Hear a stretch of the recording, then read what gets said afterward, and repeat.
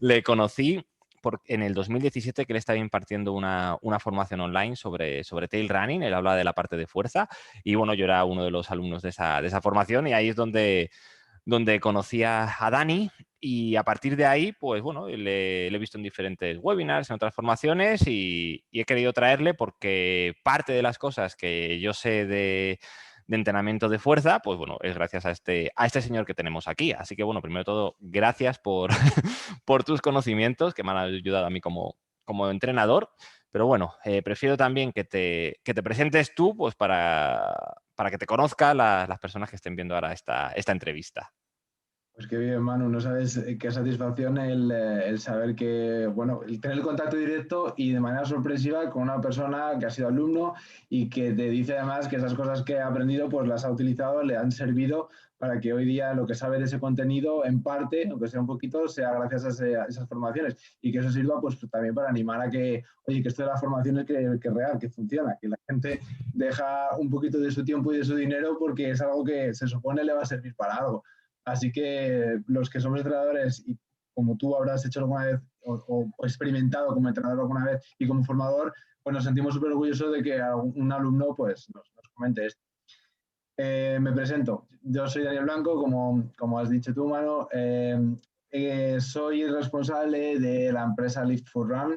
Es, digamos, mi marca personal ahora mismo y ahí es donde, bueno, estoy ahora más enfocado en todo lo que es mi negocio online. Previamente a eso, pues hay 12 años ya o 11, pues desde el 2009, 12 años ya de entrenamiento personal, dedicado al mundo de entrenamiento personal, lo que en su momento empezó como prácticamente todo entrenamiento presencial en un gimnasio, entre otras cosas, entre otros sitios en el Reebok Sport Club de Madrid.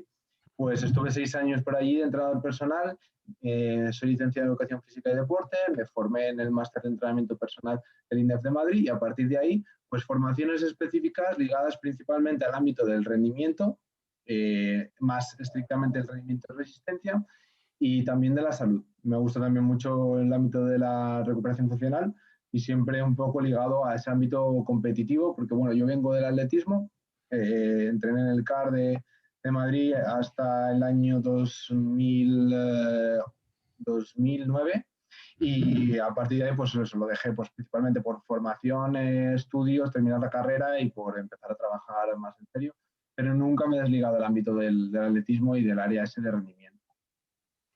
Qué bueno, Dani. Pues bueno, la verdad es que eres un máquina y conociendo estas cosas, pues se entiende mucho de lo que se ve en tus formaciones. Así que nada, gracias por esta breve presentación, pero vamos, muy bien contextualizada para que sepamos quién eres.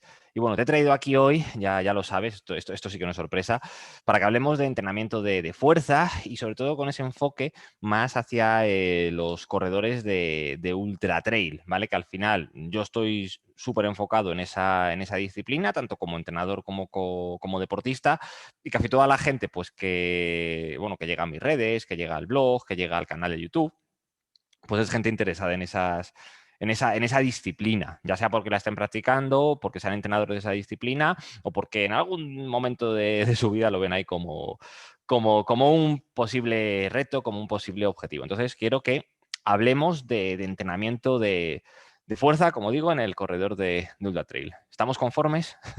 Por supuestísimo, encantado de poder dedicarnos a esta parte.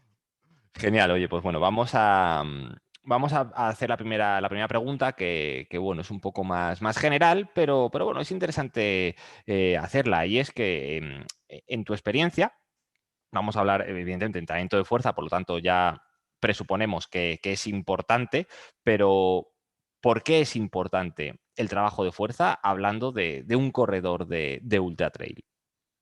Bueno, pues si ya conocemos algo, nos quiere sonar por qué es importante la fuerza a nivel de entrenamiento de resistencia en carrera, a nivel general, a nivel de carreras en ruta, y nos puede sonar un poco que participa, que tiene bastante que ver en ciertos beneficios, como es, por ejemplo, a ver si nos suena el tema de la economía de carrera, ¿no? Hemos podido escuchar esto de que la economía de carrera es un parámetro fundamental o es una capacidad fundamental dentro de lo que determina el rendimiento en deportes de resistencia y en carrera especialmente es súper importante y tiene que ver con la eficiencia energética, ¿no? Pues ya sabemos que hay muchísimos estudios comprueban que el trabajo de fuerza, el entrenamiento de fuerza, entra en esta parte a formar, en la parte de economía de carrera, a que se justifique ahí la mayor parte de los beneficios del entrenamiento de fuerza, ¿no? A que nos hace más eficientes. Bueno, pues si nos vamos al ámbito de la montaña, todavía se añaden a esto que pasa en el llano o en la ruta otros agravantes o otros aspectos que lo hacen todavía incluso más necesario, más importante. Hablábamos de eficiencia energética, que ya decíamos que esto tiene que ver con la carrera en ruta, pero además le vamos a añadir cosas que ocurren en la montaña y que no tanto ocurren en la ruta, como por ejemplo, nos encontramos que en montaña el corredor tiene unos rangos de movimiento a nivel de su gesto deportivo que implican mayores ángulos articulares, mayor desplazamiento. ¿Por qué ocurre esto? Pues porque tenemos un desnivel, principalmente, que es el determinante fundamental de esa disciplina deportiva y que nos hace que mecánicamente el gesto de correr sea distinto. Hasta ahí estamos de acuerdo, ¿no? Y es más, es distinto cuando corremos en subida, cuando corremos en bajada. Eso se materializa en unos ángulos articulares diferentes a lo que ocurre en llano, con lo cual hay más variedad y hay más cantidad de movimiento articular, con lo cual implica que necesitemos adaptarnos a un trabajo de fuerza que incluye unos ángulos articulares distintos al llano y además con más necesidad de que se trabaje en esos rangos articulares. Por ejemplo, cuando subimos una pendiente, pues nos encontramos que los ángulos articulares de tobillo, rodilla y cadera hay un trabajo mecánico ahí mucho más amplio que en la carrera en llano y que además tenemos mucho más tiempo el pie en contacto con el suelo en ese tipo de terrenos, esas circunstancias. ¿Y en qué se materializa esto? ¿Por qué es importante? Pues porque al tener más tiempo de contacto con el suelo somos capaces de ejercer más fuerza, ¿vale? Tenemos más tiempo para poder transmitir más fuerza al suelo. Con lo cual es todavía un poco más importante, esto se ve, el aspecto de la fuerza, porque oye, hay más tiempo, con lo cual vamos a aprovecharlo, ya que encima además necesito un trabajo mecánico mayor porque estoy teniendo que vencer un desnivel, ¿no? Pero esto justificaría solo a nivel de subidas, pero también tenemos las bajadas donde también es importante la fuerza aquí. No es que en esta parte importe menos, precisamente todo lo contrario. ¿Por qué? Porque se acentúa el desgaste muscular de diferente manera a cuando lo hacen llano y cuando lo hacen subida. Todos sabemos lo que son las contracciones excéntricas, pero aquellas que se producen cuando el músculo se está alargando y son principalmente las que suceden en bajadas, en las bajadas. Hay algunos grupos musculares que son especialmente los encargados de hacernos o bien frenar si la bajada es muy acentuada, frenar un poquito para que no nos aceleremos, o bien aprovechar esa energía, esa inercia con la que vamos y materializarla en el mantenimiento o en una velocidad, mantener una velocidad determinada de bajada, ¿no? En cualquier caso, en las bajadas se produce un daño muscular mayor en este sentido por esos esfuerzos de frenar mientras el músculo se está alargando. Por tanto, mayor necesidad de poder o tener que trabajar la fuerza, en este caso la fuerza excéntrica, que ya veremos luego de qué va esto. Y además te diría que hay unas necesidades, hay unas habilidades especiales en la montaña que implican cosas que en el llano no ocurran. También, por ejemplo, a nivel de que hay que utilizar miembro superior, en un momento determinado hay que usar bastones, hay que bastonear, hay que también portar mochilas, hay que portar material que nos hace vencer una resistencia adicional a nuestro propio peso o nos hace tener que afrontar trepadas en algunos momentos, usar las manos, agarrar piedras y demás. Y bueno, por supuesto, afrontar unos desniveles acumulados brutales. Lo que decíamos de las bajadas antes, no únicamente ocurre a lo mejor una bajada de 100 metros, es que a lo mejor estamos hablando de competiciones con pruebas de 20 kilómetros de bajada seguido. Es decir, mucho tiempo hay que adaptar un trabajo a esto, ¿no? Entonces, nos hace ver que hay unas necesidades ahí que se tienen que trabajar de manera distinta y que además no vale solo con ir a la montaña y ya está, ¿vale? O sea, hay unas implicaciones fundamentales. Y luego, ya por último, Manu, joder, hay tantas cosas a nivel de fuerza que la justifica que como para saltarnos una. Y es que, oye, hay una incidencia lesiva también particular, ¿no? No te voy a decir que sea más que en la carrera en llano, es diferente, pero evidentemente no se puede obviar y que obviamente la fuerza tiene algo que decir en este sentido, es indudable. Entonces, joder, pues ¿qué más quieres, no? Vale, pues sí, efectivamente. O sea, dando, dando cohesión a lo que has dicho y resumiendo, podríamos decir que por mejora del rendimiento y por la prevención de la lesión. Sí. Ese sería todo lo que, prácticamente el 90% de lo que he dicho tiene que ver con mejora de rendimiento, lo que pasa es que he enfocado a cubrir las necesidades especiales que ocurren en esa disciplina deportiva, y luego diríamos que en la otra parte estaríamos hablando de la prevención, ¿no? La prevención y también el mundo también del tratamiento, fundamentalmente prevención.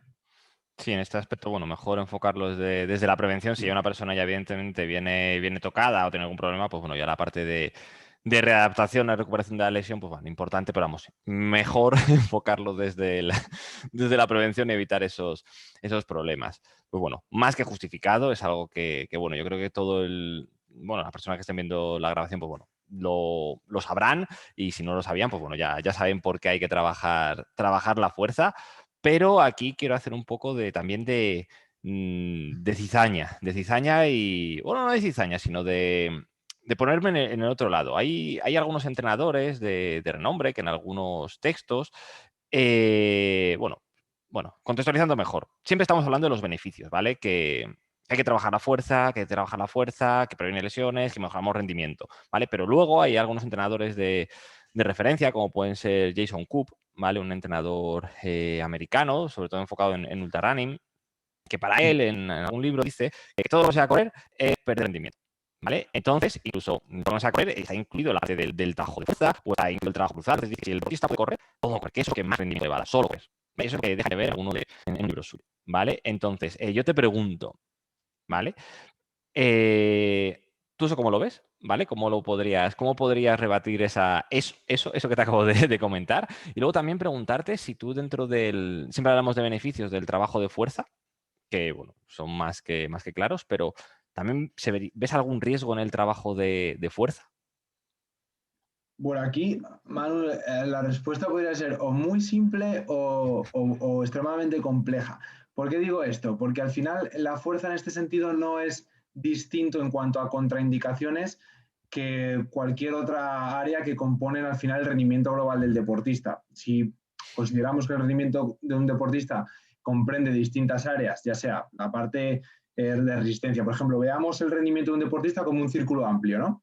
Y dentro de ese círculo amplio veamos que hay distintos circulitos que van ocupando áreas de este círculo amplio que es el rendimiento del deportista. Digamos que el deportista va a ser más completo y va a rendir más a medida que dentro de ese círculo amplio hay menos huecos en blanco. Entonces vamos cubriendo esos huecos en blanco con distintos círculos que ocupan, pues la parte, por ejemplo, de carrera, la parte de resistencia, ocuparía un círculo bastante grande, ¿no? Eso ocuparía otro parte de nutrición, parte de otro círculo, parte de aspecto psicológico, por ejemplo, otro círculo. Entonces vamos a ir llenando campos. Pues en este sentido, creo que la fuerza no ocupa, digamos, a nivel de contraindicaciones o de interferencias negativas, implicaciones distintas a las que pueden ocupar el resto de las áreas. Es decir, cada una de esas áreas, cuanto más se alejan de utilizar ese área de manera óptima, nos va a traer una serie de contraindicaciones o consecuencias negativas. A nivel nutricional nos pasa lo mismo. Si no adecuamos una buena estrategia nutricional, e intento hacer entrenamientos en la zona de consumo de máximo de V2 max, de consumo máximo de oxígeno, con una restricción de los depósitos de glucógeno o un entrenamiento en ayunas, pues obviamente sé que me estoy alejando de esa utilización óptima de ese recurso, de ese área. Pues evidentemente lo voy a usar de manera desfavorable y va a traer unas consecuencias negativas a efecto global en el rendimiento. En el caso de la fuerza nos va a pasar lo mismo. En el caso de la fuerza, si me alejo de un uso debido de esa metodología, pues las consecuencias al final se pagarán más o menos, pero se pagarán en una pérdida de rendimiento. Ahora, en cuanto a esa reflexión, pues el contexto en el que se queda, ¿no? Porque además todos sabemos a nivel de entendido que evidentemente más no es mejor y de que hasta cierto punto incluso lo específico, no por aumentarlo, va a ofrecer unas garantías. Entonces, todo lo que se aleje de correr va a traer consecuencias negativas. En ese sentido, podríamos decir que cuanto más corre, mejor. Y eso sabemos que no es verdad, que hay que trabajar unos estímulos de carga y unos estímulos de recuperación, incluso en la parte donde más beneficio tengo, que es el propio trabajo específico, ¿no? En ese sentido, creo que el rendimiento no es un modelo lineal, es un sistema complejo. Entonces hay que trabajar con una propuesta multidisciplinar y la fuerza es un área más. Sencillamente. Lo que pasa es que hasta ahora no le estamos sacando, o no le estábamos sacando el recurso y probablemente ese círculo no tenía el tamaño que realmente debe ocupar en ese otro círculo grande. Sí, efectivamente. Pues Dani, estoy de acuerdo contigo realmente con lo que dices y la realidad es esa, bueno, que lo mismo el trabajo de fuerza se le ha dado importancia, se le da importancia, es importante, pero claro, hemos podido ver en algún momento que no tiene un buen resultado por trabajar la fuerza de la forma de que todo vale, simplemente ir al gimnasio, hacer lo que he visto en YouTube y ya está sin contextualizarlo. Es decir, como tú has dicho muy bien, es como ir a hacer un entrenamiento de consumo máximo de oxígeno vacío, sin reservas, que no le está sacando realmente el partido a lo que tendríamos que estar haciendo. Pues bueno, con trabajo de fuerza, pues como dices, pues ocurre parecido, que no todo vale, simplemente que para que no haya una interferencia negativa, pues bueno, habrá que trabajarlo de forma correcta, que de eso hablaremos un poquito más adelante, pues para que sume y evidentemente, como has dicho, que no siempre más es mejor, en este caso hablando de los kilómetros y kilómetros. Así que bueno, yo creo que bien respondida esa pregunta, estoy de acuerdo. Pero bueno, quería hacértela y quería ponerla aquí en la entrevista, porque bueno, sé que hay corredores pues, bueno, que tienen esas dudas de, oye, si me quito horas de correr o kilómetros de correr, estaré perdiendo rendimiento, si todo lo que hago de fuerza va a ser positivo o no va a ser positivo. Bueno, creo que era interesante contextualizar esta parte, pues para seguir ahora avanzando, ¿vale? Entonces, bueno, primero de todo, como estamos aquí hablando de la fuerza en corredores de ultra, lo que primero quiero preguntarte, ya entrando un poquito más en materia, es si a la hora de enfocar el trabajo a un deportista de ultra trail, de una persona que corra carreras de ultradistancia, si tú lo enfocas diferente al trabajo de fuerza de otro tipo de deportistas, ya sea, por ejemplo, corredores de trail running de carreras más cortitas o incluso corredores de asfalto o corredores o otros deportistas como pueden ser triatletas. Es decir, tú aquí a la hora de actuar como entrenador, como profesional, ¿haces cosas específicas para gente de ultradistancia? ¿Todo más o menos es parecido? ¿Un mix? ¿Cómo lo enfocas tú? Mira, cualquiera que nos dedicamos al entrenamiento, tenemos que tener claro que parte de lo que hay que hacer, nada más que cogemos un deportista o nada más que empezamos a trabajar un deporte en el cual no tenemos mucho conocimiento previo como actividad profesional, es analizar las necesidades de ese deporte, ¿no? Así como cuando tú me preguntabas antes qué ventajas ofrecía la fuerza en el trail running, yo te he contestado con unas necesidades determinadas de ese deporte en específico que justifican ese trabajo de fuerza. Pues aquí te diría lo mismo. Evidentemente aquí ya estoy respondiendo a esa pregunta. Es decir, claro que se entrena distinto en el aspecto de fuerza en un triatleta y en un corredor de maratón que en un corredor de trail running, por supuesto, porque tenemos que cubrir esas necesidades especiales que hablábamos antes en esta pregunta y que las cuales lo voy a repetir otra vez porque es que es fundamental que quede claro. Vamos a encontrarnos mayores tiempos de contacto con el suelo, ¿vale? Por lo tanto, eso ya nos hace enfocar la fuerza de una diferente manera. Rangos articulares que actúan de manera diferente. En un corredor de asfalto, pues todo el mundo puede ver cómo corre una persona y más o menos intuitivamente puede ver que una rodilla a nivel del tiempo en el que está haciendo fuerza con el suelo, no hay un rango articular de esa rodilla demasiado amplio o de esa cadera demasiado amplio o de ese tobillo tampoco demasiado amplio y que los apoyos son bastante rápidos, ¿no? En cambio, analizas viendo correr a un corredor una subida y dices, joder, cómo inclina el tronco, joder, qué baja lleva la cadera con respecto a un corredor llano que le pueda llamar la atención, o esa rodilla, pues fíjate hasta dónde se está flexionando. Todo eso ya te hace ver que la fuerza tiene que trabajar de manera distinta. Hablamos de las bajadas, esas necesidades especiales que hay que cubrir en las bajadas, pues eso te genera unas necesidades de trabajar la fuerza de manera distinta, que si quieres luego vemos un poco de ejemplos de esos contenidos más estrictamente. Eso era una parte de la pregunta que me hacías, si tenía que ver con, a la hora de comparar disciplinas distintas, que si eso también se materializaba en la programación de la fuerza. Igual que la parte de la resistencia también esto pasa, pues en la parte de fuerza con más sentido todavía. Luego me preguntabas en relación a distancias. Aquí la verdad es que ya estamos hablando dentro de lo que es la disciplina deportiva de deportes de montaña, de la carrera en montaña, del trail running, aquí se evidencia menos esto. Me explico.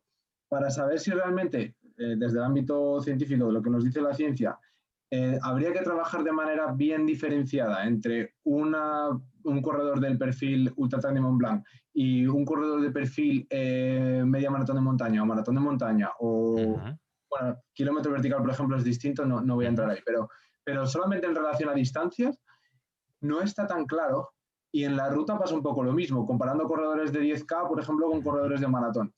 ¿Por qué? Porque en la literatura científica realmente tendríamos que analizar en un grupo poblacional cruzando, que tengamos un grupo poblacional de ese deporte, por ejemplo, la ruta, de todos de 5K. Otro grupo, solo maratón. Comparado con un grupo que solamente entrena la fuerza de una determinada manera, con un método determinado, y otro con otro método determinado de entrenamiento de fuerza. Y que esos se crucen. Y tanto los dos grupos poblacionales hagan los dos métodos y luego comparen. Y esto, aunque parezca que se pone fácil, no es tan fácil de ver.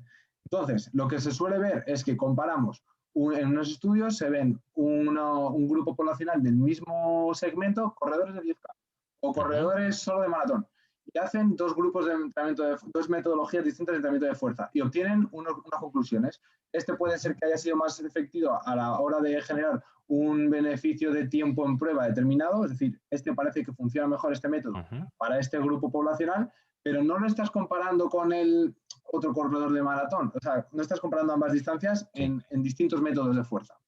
Por lo cual, en resumen, no queda tan claro. A nivel de solamente analizando distancia de la prueba, no está tan claro. Luego ya ahí la experiencia del entrenador a la hora de saber un poco qué puede funcionar mejor solamente analizando la variable esta de las distancias. Otra cosa que sí que tiene más evidencia y que sí que se puede comprobar que influye más todavía en cómo preparas a ese deportista es analizando específicamente el perfil de etapa que va a tener en esa prueba deportiva. Obviamente aquí sí tengo que saber con qué tipo de inclinaciones el deportista va a hacer frente en esas etapas o en esa prueba. Voy a tener que analizar el terreno, cómo va a ser el terreno, cómo va a estar el piso, el porcentaje también de inclinación en la bajada. Todo eso hace que la misma distancia, por ejemplo, maratón de montaña, no tenga que ver una persona que trabaja un maratón de montaña con un desnivel acumulado que sea el triple de otro con la misma distancia lineal, pero con un desnivel acumulado 3 veces inferior. Entonces, o que el piso sea distinto. Actúas sobre un desierto y el otro en una pista verde. Pues es que, claro, el trabajo de fuerza ahí tiene que ser distinto. ¿A cuánto se va a exponer ese deportista a un riesgo de lesión también en unas cosas u otras? ¿A cuánto ese deportista se va a ver expuesto a una torcedura de tobillo? ¿O cuánto va a durar los apoyos dependiendo de esa textura del terreno? Si es más blando, si es más duro. Eso sí, más que la distancia. Vale. No sé si había alguna pregunta más que me habías dicho en esta. No, van por ahí. De hecho, lo que iba a preguntar era la parte del si tenías en cuenta los perfiles, terreno. Te lo iba a preguntar ahora y justamente lo has hilado tú, así que ya, ya lo di por preguntado. Pero mira, para intentar ejemplificar esto un poco, porque yo creo que puede quedar más claro, vemos que hay diferencias, evidentemente, que hay que tener en cuenta a la hora de entrenar a una persona en función de qué prueba vaya a hacer. Entonces, vamos a intentar hacer un supuesto práctico, ¿vale? Imaginemos mismo deportista, ¿vale? No vamos a hablar de diferentes deportistas porque si no ya estaríamos metiendo demasiadas variables y sería un cacao. Pero mismo deportista, ¿vale? Una persona que, por ejemplo, ya tenga cierta experiencia en trabajo de fuerza, ¿vale? Que ya esté experimentado. Un corredor que vaya a afrontar una carrera de 100 kilómetros, ¿vale? Que ya tenga experiencia en pruebas de 100 kilómetros. Y imaginemos que va a hacer una prueba de 100 kilómetros donde hay 2.000 metros positivos, es decir, poco para una prueba de 100 kilómetros y que encima es un terreno rompepiernas con subidas de no más de 200 positivos seguidas, o luego ya una de 100 kilómetros un poco más alpina, donde haya subidas de casi 1.000 positivos, que sean más largas, menos rompepiernas, ¿vale? Entonces, imaginemos que tenemos a ese deportista en esos dos contextos, ¿vale? Pues ahí, ¿qué diferencias, por ejemplo, podríamos pensar a la hora de trabajarle la fuerza a un deportista que va a afrontar mismo deportista, mismo nivel, una prueba a la misma distancia, pero con diferencias de desnivel? Una, que sea más rompepiernas, con subidas más cortitas y por ejemplo, con más pendiente, y otro que en cambio las subidas pues vayan a ser más tendidas y vayan a ser más largas. Mira, en un 80%, sin lugar a duda de equivocarme, el trabajo de fuerza va a estar más determinado por las necesidades particulares de ese deportista que por el tipo de prueba que va a hacer. En un 80%, ¿eh? Ojo, que yo hablaba antes de que sí, claro que influye y tal, que hay que ser muy específico, es distinto totalmente. Bueno, ojo, es distinto, pero a lo mejor en un 20%. Lo que es la fuerza, la base de la fuerza que estamos hablando, en un 80% va a ser similar y va a estar más determinado por las necesidades particulares de ese deportista, en cosas como las que te voy a decir ahora, que en el propio perfil de prueba. Pero ¿qué pasa? Que ese 20% puede suponerlo todo también. O sea, ese 20% puede marcar muchísima diferencia. Es mucho más fácil hilar fino en la parte específica con el entrenamiento específico, es decir, con la parte de resistencia, que en la parte de fuerza, ¿vale? O sea, esto va un poco relacionado con lo que decías tú antes de Jason Cooper en relación a para qué vale, es decir, a poner en duda un poco el trabajo de fuerza si ya ese deportista hace determinadas cosas que tienen que ver con generar fuerza en el propio gesto de correr. Vale, es verdad, pero es que eso no le vamos a llamar fuerza, es que eso sigue siendo resistencia, ¿vale? Entonces, esto es a lo que voy. Ese 20% del que te hablaba va mucho jugando con esta parte de trabajar la resistencia desde el ámbito también de la fuerza, ¿no? Pero lo que es la base de fuerza va a ser mucho más, va a estar más determinada por unos fundamentos que son innegables, ¿no? Y que tenemos que pasar por ellos y que incluyen el que tengamos que pasar por exposición a ciertas cargas, por eso que no me valía esa reflexión que te he contestado antes. Entonces, lo que sí tiene mucho que ver con cómo diferenciamos ambos perfiles es necesidades particulares de ese deportista. ¿Qué antecedentes ha tenido ese deportista a nivel lesivo? ¿Cuáles son sus determinantes y sus limitaciones? Luego hablaremos a lo mejor en relación a cosas que tienen que ver con metodología, el perfil de fuerza-velocidad. Pues esto tiene mucho que ver con esa individualización del entrenamiento para cada perfil del deportista. Si un deportista ya eminentemente es más fuerte o inherentemente es más fuerte, otro que puede ser un perfil de deportista más explosivo, ¿no?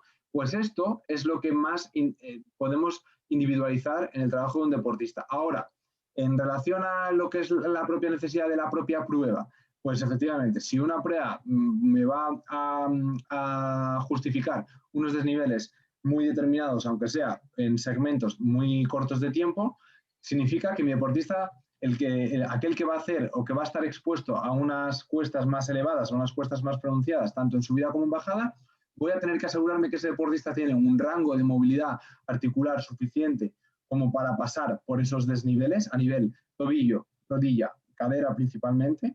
Eso para empezar a nivel movilidad tiene que ser móvil. Antes de que empecemos a ver si es fuerte o no, va a tener que ser móvil para empezar. Después va a tener que tener una estabilidad articular determinada que le genere la posibilidad de poder hacer frente a esos desniveles, también desniveles negativos, bajadas, que lo vamos a ver con diferentes test también. Eso más concreto te podría dar unas claves más particulares, más concretas, más adelante. Después, va a tener que trabajar con unos contenidos que impliquen planos de inclinación que se parezcan a los que va a tener luego en esas pendientes. Y luego, en las pendientes ascendentes, en las positivas. Y en relación a bajadas, ¿qué ocurre con unos desniveles de bajada muy pronunciados? Pues te decía antes, ahí voy a tener una agresión hacia los tejidos y hacia las articulaciones por esas bajadas estrictas que me van a necesitar de ser capaz de tener una capacidad de generar fuerza cuando el músculo se está alargando y que eso no me genere un daño muscular, porque ese daño muscular se va a convertir en fatiga o se va a convertir en limitante para que ese deportista acabe una prueba. Sobre todo, cuanto más larga sea, más veces va a estar expuesto teóricamente a más bajadas y por lo tanto más daño muscular. Entonces, ¿qué va a tener que ser? Muy fuerte en esas tareas de ser capaz de aguantar muchos impactos e impactos intensos en contracciones que tienen que ver con contracciones excéntricas. Vamos a poner un ejemplo, Manu. todo el mundo pues, ha podido hacer en un momento determinado un ejercicio que sea saltar desde un cajón a caer al suelo, ¿verdad? Ujú. Quien mejor o peor ha aterrizado, pero más o menos sabe lo que es sentir que el músculo tiene que hacer en muy poquito tiempo muchísima fuerza para Ujú. absorber un impacto, en este caso, un aterrizaje. Pues eso es una Ujú. contracción excéntrica que ocurre, en el caso de las bajadas, a una pierna y que genera unas fuerzas de impacto muy elevadas que multiplican muchas veces el peso corporal de un deportista, Ujú. sobre todo cuanto más declinado es el grado de bajada. Pues obviamente ese deportista, si pretende hacer frente a eso únicamente haciendo zancadas al frente en el suelo, algo corto se nos está quedando, algo no es semejante, ¿no? Entonces hay que ser un poco más agresivo en esos estímulos, en deportistas que van a verse expuestos a esas agresiones en una prueba determinada. Te podría dar muchos más ejemplos, pero bueno, tampoco quiero extenderme más aquí. No sé si ha quedado claro y si no, pregúntame y voy. Sí, o sea, aquí por dar un poco de orden a la pregunta, o sea, nos podríamos quedar con que básicamente el trabajo, lo que hay que hacer es individualizarlo a la persona en base a su contexto, a su genética, a su pasado, y aunque sean la misma, o sea, pruebas diferentes, Sí, digamos que el 80% del trabajo va a ser simplemente en base a ese deportista, a su pasado, correcto.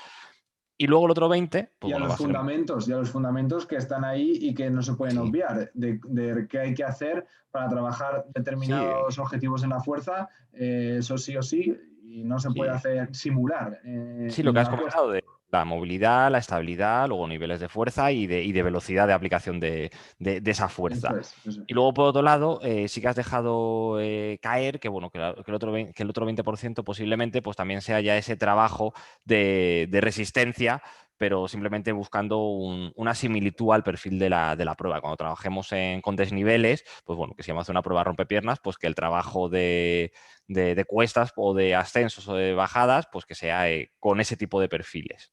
Claro, y eso también es un trabajo que se puede o que está bastante relacionado con hacerlo en el medio específico de ese Ujú, deportista. Por ejemplo, ¿en qué también puede influir la prueba a la que se va a hacer frente? Pues si es una prueba de autosuficiencia o no, o si va a tener que ujú, ir cargado encima con ujú, más cantidad a nivel de contenido nutricional o material nutricional y de habituallamiento, pues va a tener que soportar más kilaje y eso lo tenemos que contemplar en el entrenamiento también. Luego, cómo configuro ese trabajo de estímulo en ese deportista también en relación a qué tipo de, cuánto tiempo va a estar subiendo una cuesta, por ejemplo. No es lo mismo si en esa prueba no tiene ese deportista cuestas de más de medio kilómetro o de más de 500 metros, en los que a lo mejor va a emplear como mucho pues 5 minutos, a ujú. un perfil en el que puede tirarse perfectamente hora y media, 2 horas subiendo, solo subiendo. Claro, Que tiene nada que sí. ver. 100% diferente y evidentemente eso, estoy contigo que la parte de trabajar en el propio terreno es fundamental Mm. y bueno, eso es lo que realmente puede marcar la diferencia a la hora de, bueno, luego afrontar la carrera y llegar bien preparado. Y bueno, Mm. avanzando un poquito en la parte de cómo trabajar la fuerza, quiero preguntarte sobre periodización. Sé que dar recetas es complicado o imposible, pero bueno, sé que tanto a entrenadores pues, como a corredores, pues bueno, también nos gusta tener nuestros esquemas mentales, porque bueno, luego de esos esquemas mentales, evidentemente, luego ya contextualizaremos y haremos diferentes cosas en función de los deportistas, de sus objetivos y bueno, de demás variables. Pero en tu cabeza como entrenador, cuando estás pensando, por ejemplo, en un deportista de ultra trail, con alguno de los que hayas trabajado, eh, ¿cómo periodizas? Es decir, ¿cómo te llega una persona que dice, oye, pues mira, dentro de 4, 5, 6 meses tengo una carrera, ¿vale? Tengo una prueba de X distancia, pero enfocado a ultradistancia por medio natural. ¿Cómo haces tú la periodización? ¿Cuáles son esas parcelas mentales, esos bloques de trabajo que, como digo, no hay que tomarlo al pie de la letra, pero ¿cómo lo parcelas tú? ¿Cómo lo piensas tú? ¿Cómo lo haces? Bueno, lo primero es un poco relacionado a lo que te he dicho antes, analizar cuál es la experiencia previa de ese deportista, es decir, analizar la situación actual, experiencia previa, objetivos que tiene a partir de ese momento en el que va a empezar a trabajar contigo, su background a nivel de lesiones o incidencia lesiva que haya tenido a lo largo de su vida deportiva. Una vez que ya tienes ese perfil de lo que ha sido su pasado, centrémonos en cuáles son los objetivos que tiene a partir de ahora, cuáles son las competiciones que va a hacer y en qué momento de la temporada, es decir, intentar tener una idea del calendario competitivo para poder adecuar la planificación. Y en ese plan actual, inicio por valoraciones. ¿Las valoraciones por qué son necesarias? Pues porque aunque tú tengas ya un poco de información de lo que te ha transmitido ese deportista y ya más o menos estés situado, no te va a dar información de la que realmente necesitas. O sea, muy rara vez te va a poder hablar realmente de cargas que te vayan a valer, que sea una medida cuantificada o objetiva. Te puede haber hablado de lesiones, pero al final eso no se materializa, no sabes tú ponerlo en tu, digamos, hoja de cálculo o ponerlo en tu plataforma de trabajo en cuanto a unos números, ¿no?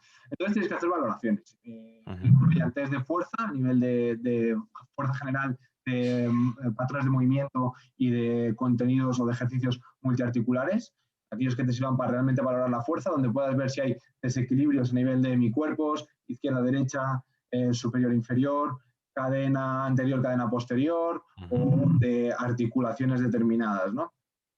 Después, ¿cuál es su nivel de estabilidad central o cuál es su nivel de resistencia a nivel de la competencia del core, ¿no? De lo que llamamos el core, la competencia abdominolumbar.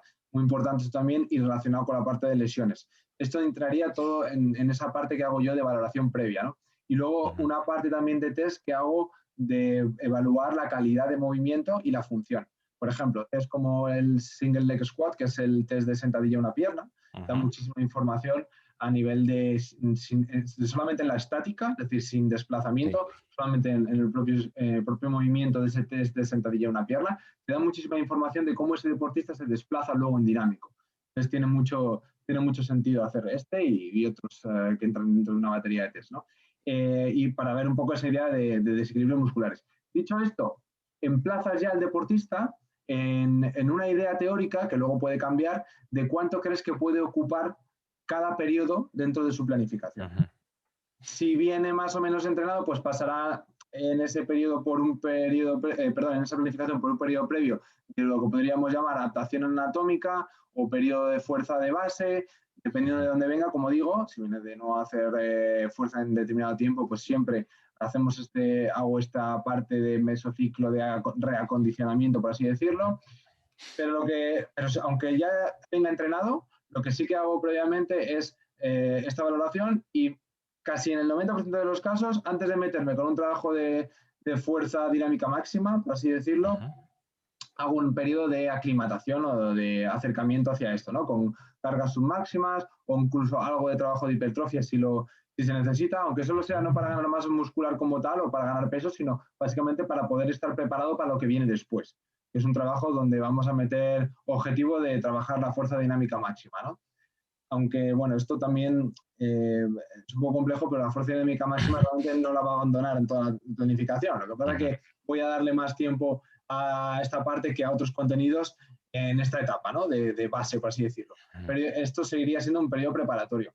En deportistas de montaña, normalmente la parte esta de fuerza máxima se puede mantener, dependiendo del deportista, pues entre 3 y puedo hacer hasta 2 ciclos más de 3 semanas, como mucho, es decir, que puede durar a lo mejor unas 9 semanas, depende un poco del deportista, o 3, ¿no? Y meto alguna descarga entre medias, o sea, hago o 2 o 3 ciclos, bueno, o 1 o 2 o 3 mesociclos de esto, ¿no? Y ya dependiendo de esos valores que vayan saliendo en determinados test que voy haciendo, o le meto ya más parte de fuerza explosiva, o, bueno, o no, la meto. Otra cosa es que dure más o menos, la meto.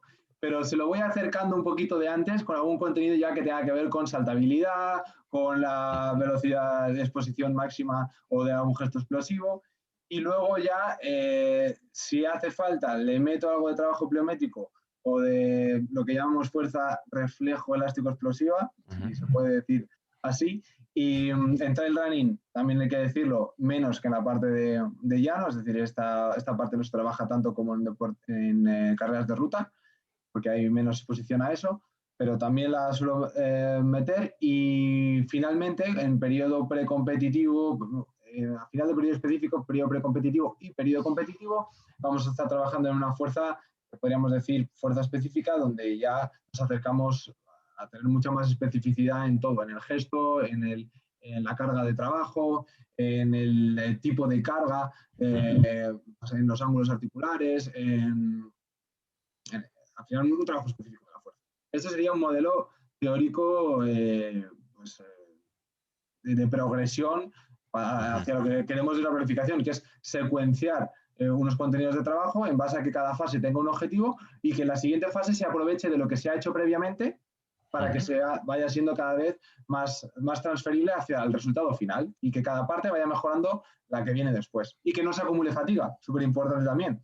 Cambiamos también de objetivos para disipar un poquito esa fatiga y permitirnos recuperarnos de esos estímulos que se han acumulado en un tiempo determinado.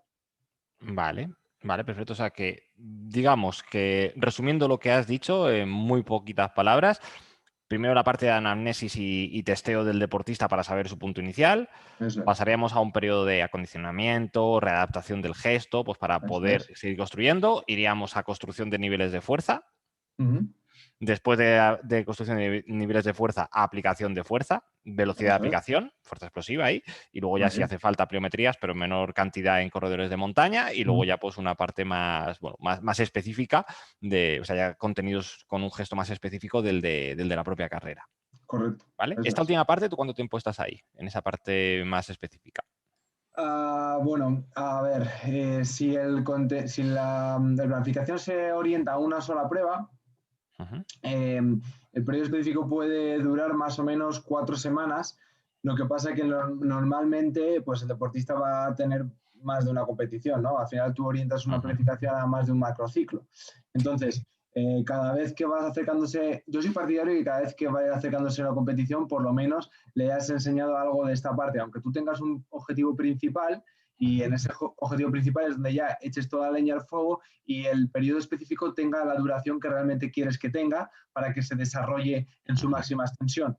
Y ahí podríamos estar hablando de incluso, yo he podido hacer 2 mesociclos de 4 semanas y no ha habido problema. Incluso 2 de 4 semanas y un tapering o una puesta a punto donde ese trabajo específico se mantiene, pero ya no desarrolla, ya solamente es, mantener, generar chispa, mantener estímulos, pero ya no podemos decir que desarrollamos en esta parte específica esos contenidos, ¿no? Entonces, puede ir desde las 2 semanas hasta las 8 semanas, más o menos. Más allá de 8 semanas, ya justificaría que vuelvas a ir un poquito para atrás porque debas de reciclar esos contenidos que se han trabajado previamente para, aunque solo sea enseñarlos, para que no se, porque ya han caído un poquito los niveles de fuerza máxima, por ejemplo. Entonces debes de ir un poquito atrás a dar un recordatorio de esto para luego volver a hacer otro, para continuar con tu periodo específico, ¿vale? Y eso implica que vayas a tener, lo que te digo, pruebas sucesivas, o sea, más competiciones más adelante. Porque si no, empiezan a caer los niveles de fuerza. Y además hay que tener en cuenta que esta parte, lo normal es que se haga bastante también fuera de gimnasio, con lo cual al final la exposición que tienes a cargas altas, pesadas, es mínima, es muy baja. Entonces, pues por eso que no lo debemos llevar a más allá de ese tiempo de duración. Vale, perfecto. Y tú digamos, en los momentos cercanos a la competición, cuando digo momentos cercanos, una semana, 10 días antes, ahí que suele ser un momento bastante delicado, pues para no generar fatiga residual que nos vaya a la estabilidad de la competición. Tú ahí al deportista lo llevas al gimnasio, no lo llevas, le propones trabajo de fuerza, lo paras. ¿Tú ahí cómo lo enfocas? Depende un poco del deportista en cuanto a la experiencia que tenga, eso para empezar. Cuanto más experiencia tiene el deportista en ese trabajo de fuerza, más tolera el trabajo de fuerza hasta momentos más cercanos a la competición, ¿vale? Es decir, cuanto más adaptado está ese deportista al trabajo de fuerza, más se lo puedes prolongar hasta el momento competitivo. El que se le prolongue y el que se acerque a ese momento competitivo no significa que no que no debas tú de adecuarlo. Porque como tú has dicho, hay una fatiga residual que se puede llevar hacia la propia prueba de competición si si ese contenido de la sesión de fuerza no se adapta a esa semana o a esos días previos a la competición. Pero esto es importante que lo diferenciemos con no hacer fuerza, ¿vale? Es completamente distinto. No estoy desarrollando mis capacidades de fuerza en esos momentos, pero sí estoy manteniendo ciertas capacidades que me van a incluso que voy a sacarles partido incluso en la prueba, en la competición. Entonces, como te decía, gente experta puede tolerar incluso sesiones de fuerza la misma semana de una prueba, incluso de un ultra trail. La mayor parte de los deportistas, lo normal es que justo la semana de competición a lo mejor solo le enseño algún contenido profiláctico o preventivo de trabajo de core o de trabajo de caderas o de unas necesidades particulares que ese deportista tiene, de puntos débiles, de eslabones débiles, o porque haya que ajustar a algo que está sobre la marcha que creemos que es necesario mantener, ¿no? Pues, por ejemplo, si aparece un dolor que puede dar pistas de que venga de un déficit de fuerza en no sé dónde, pues se lo ajusto y se lo enseño y mantengo ese estímulo hasta esa semana de competición incluso. Pero, como te digo, deportistas experimentados perfectamente pueden competir un sábado o un domingo y tolerar una sesión de fuerza un martes o un miércoles. Estamos hablando de hasta 72 horas sin ningún tipo de problema. Pero claro, esa sesión, o incluso 48, pero esa sesión tiene que tener unas características determinadas. No podemos estar trabajando con unas repeticiones en reserva por serie, por ejemplo, de 1 a 2 al fallo, por ejemplo, por decir uno de los parámetros a tener en cuenta, ¿no? Entonces, claro, si tenemos en cuenta el qué hacemos en esa sesión de fuerza, el hasta cuándo no es tan importante, ¿vale? Y además también hemos dicho, cuanto más experimentado esté el deportista y más adaptado al trabajo de fuerza, mejor va a tolerar las sesiones de fuerza hasta unos días más cercanos a la competición y a su vez mejor va a tolerar la competición. Es decir, y a su vez antes va a volver a trabajar fuerza porque es capaz de recuperarse antes de una prueba. Ponemos el caso, por ejemplo, de Belén Rodríguez, que estuvo contigo hace poquito. Sí. Ella, o sea, es una deportista que es que tú le puedes meter, sea la prueba que sea, una sesión de prueba de fuerza un miércoles o un jueves compitiendo un domingo y va a llegar bien a la prueba. O sea, no le va a pasar factura y a las 48 horas, pues a lo mejor le queda algo de residuo de la prueba, incluso habiendo sido un ultra trail, pero sí, pues estoy un poco cargada tal, pero bien, bien. Venga, ¿qué me toca esta semana? Está fuerte, Belén. 6 años trabajando la fuerza y es que, pues eso, es que lo tolera perfectamente. O sea, ya está sirviéndole ese vehículo que ha trabajado durante tantos años, ya le sirve para poder adaptarlo, usarlo primero en prueba y luego recuperarse muy bien de esa competición. Y es otra de las grandes ventajas de trabajar la fuerza. Pero claro, un deportista que sea menos experimentado y si todavía sigue en fase de adaptación a ese trabajo de fuerza, no te lo quieras llevar hasta esa semana de competición cuando estás comprobando que incluso adaptándote tú a ese daño muscular que estás generando y bajando la carga consecuentemente, todavía sigue teniendo unas sensaciones que no son óptimas, ¿no? Pues tampoco seamos ciegos. Vale, o sea, como siempre, escuchar e individualizar, que es lo importante. Pero bien, me gusta que hayamos hablado de esto porque, bueno, siempre es de cara, parece que lejos de la competición, como que la gente tiene como menos estrés, pero cuando nos vamos acercando al momento de la competición es como, hostias, a ver qué voy a hacer, no voy a hacer que lo que esté haciendo sea liarla, pero bien. Cada vez, Manu, como se sabe trabajar la fuerza mejor en este sentido, orientada hacia esto, cada vez se opta más por mantener la fuerza hasta tiempos más cercanos a la propia competición y también, a su vez, el extenderla durante más momentos a lo largo del año, de la temporada. En ciclistas era muy común usar la fuerza pues poco menos que en pretemporada o en periodos en los que estaban sacando la bici 3 días y después párate. No, es que luego ya no tenemos tiempo. No es que no tengas tiempo, es que no estás dispuesto a reducir absolutamente nada de ese trabajo específico porque no das pie a ver cómo influye lo otro porque no lo sabes trabajar. Claro. Claro, al final el desconocimiento a veces pues hace el hecho de, oye, pues no trabajo porque no tiene beneficios. No, es que no sabemos trabajarlo bien y por eso no obtenemos los beneficios asociados. Así que ese aspecto, evidentemente, es así. Y bueno, hemos estado hablando, bueno, esa parte de la fatiga residual que puede dejar el trabajo de fuerza cerca de la competición. Hemos hablado de, oye, cómo podemos periodizarla, pero hay una de las cosas que me suelo encontrar en corredores es que trabajan la fuerza y dicen, qué buena sesión he hecho hoy, que he salido del gimnasio y me duelen las piernas. Estoy que casi no puedo ni andar. Mm. Entonces, bueno, quiero que hablemos un poco de la intensidad, ¿vale? ¿Qué marcadores de intensidad podemos tener a la hora de trabajar la fuerza? Porque, bueno, cuando estamos corriendo, pues bueno, pues sabemos que tenemos frecuencia cardíaca, potencia, ritmo, sensaciones, escala conversacional, o sea, tenemos diferentes marcadores de intensidad bastante operativos y bastante fáciles de utilizar, pero cuando nos metemos en un gimnasio, en este caso, quiero que hablemos de... No quiero hablar, por ejemplo, de saltos a la hora de hablar de pliometrías. Quiero irme a las sesiones más orientadas a la fuerza dinámica máxima, que hay, evidentemente, en todas las manifestaciones de la fuerza tiene mucha importancia la intensidad que apliquemos y la densidad y todo eso.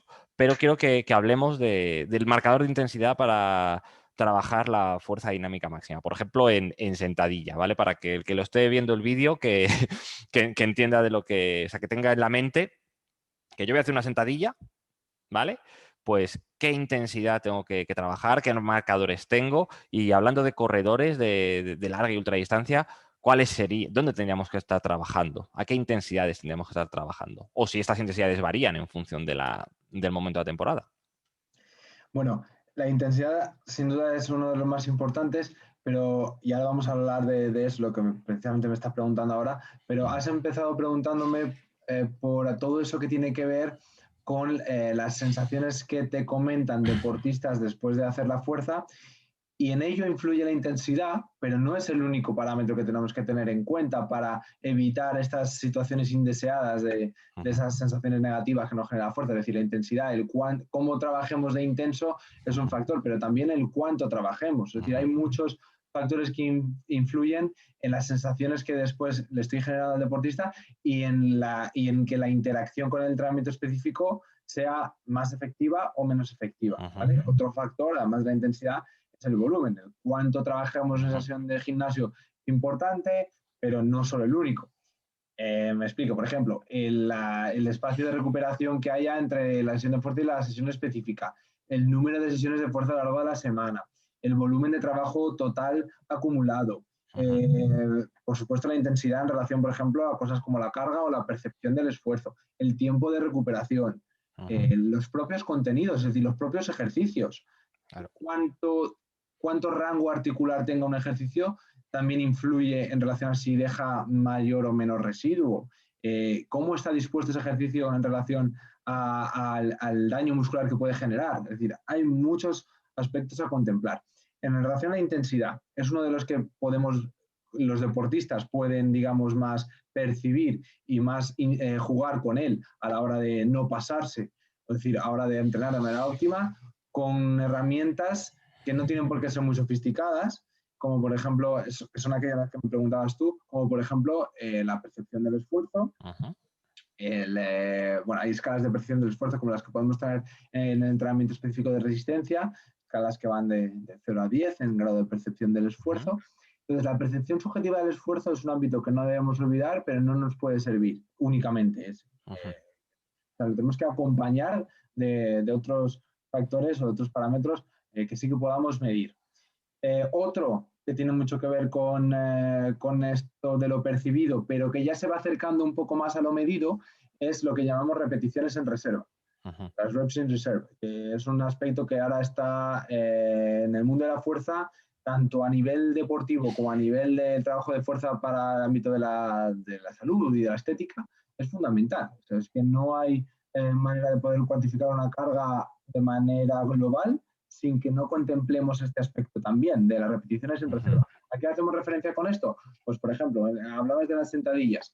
Yo puedo pautar a un deportista para un momento determinado, para un bloque de trabajo, 4 series de 5 repeticiones y lo pongo a RIR 5 y eso significa que tiene que dejarse 5 repeticiones sin hacer, es decir, hace 5 y su percepción, una vez acaba esta quinta, debe ser de que pudiera haber hecho con esa misma carga 5 repeticiones más.